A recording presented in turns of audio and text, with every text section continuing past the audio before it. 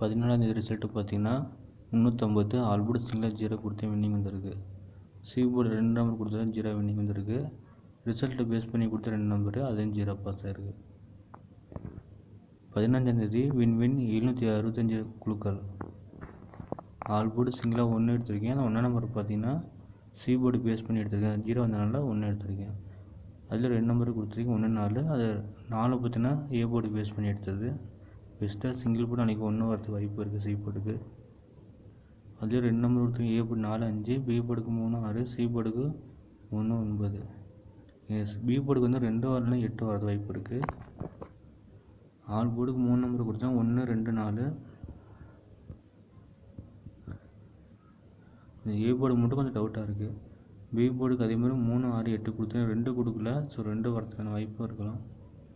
ஏன்னா 3 வந்துருக்குல்ல, அதனால் வர வாய்ப்பு இருக்குது.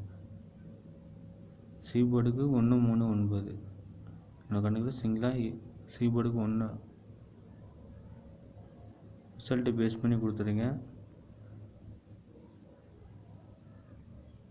இதுமாதிரி டாட் நம்பரை பேஸ் பண்ணி 2 நம்பரை கொடுத்துருக்கேன்.